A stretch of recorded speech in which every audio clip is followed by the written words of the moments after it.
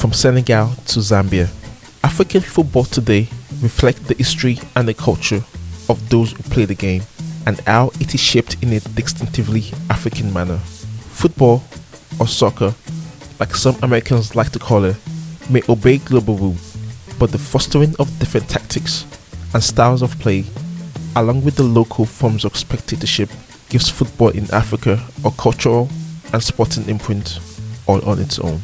Football is an overwhelming moment of beauty, spirit and pride, and in the most populous country in Africa, Nigeria, that passion for football is palpable. In Nigeria, football is more than passion. In Nigeria, football is more than love. In Nigeria, football is more than a religion.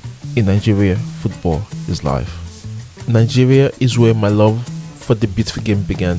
My earliest memory of watching football came when Nigeria beat Bulgaria 3-0 at the 1994 World Cup. This Rashidi Yekini goal and celebration will forever live with me. So you might wonder, how did football become so big in Nigeria? To answer your question, we need to go all the way back to the 1940s. There are effectively two eras in Nigerian football, before 1994 and after, the former corresponding to a virtual dark age, and later, the summer of 1996 especially, to the Renaissance.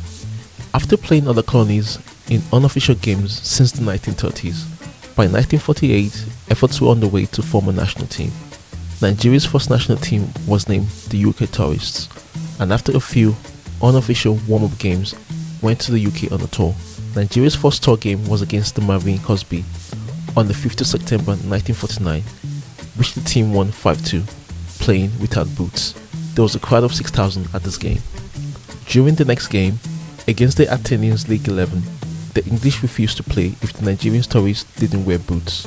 The tourists wore boots and lost 8-0. The third game, which was agreed as the best, was a 2-2 draw with the Corinthians League 11. At the end of the tour of 9 games, the team's record was played 9, won 2, drew 2, lost 5. All 5 losses were with the team wearing boots. After the tour, Testing Balogun was signed by Peterborough United, becoming the first ever Nigerian football export.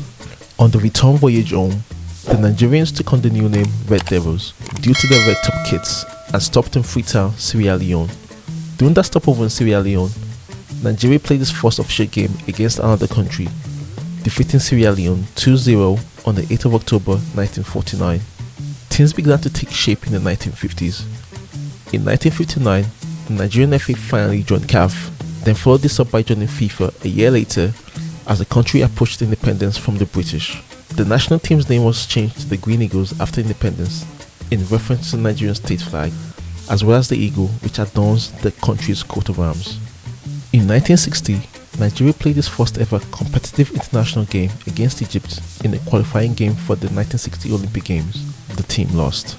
Nigeria then took part in the Nations Cup where Ghana hosted in 1963, but the Green Eagles were knocked out in the first round. The 1970s saw a new generation of players develop to national team level. This development was spurred by the country's first major triumph, winning the gold medal at the 1973 All-African Games, which was hosted in Nigeria. This new generation of players included Christian Chukwu, Emmanuel Okala, Mudo Lawa and Segun Odigwami, qualified for the country's second African Cup of Nations, which was hosted by Ethiopia in 1976. The team won bronze. Nigeria won another bronze medal at the African Cup of Nations in 1978. Finally, the country's first African Cup of Nations title came when the country hosted in 1980. Nigeria beat Algeria 3-0 in the final to lift the trophy. In 1984 and 1988, Nigeria captured silver medals in the tournament. Football had come to stay, and with it a number of international stars were born.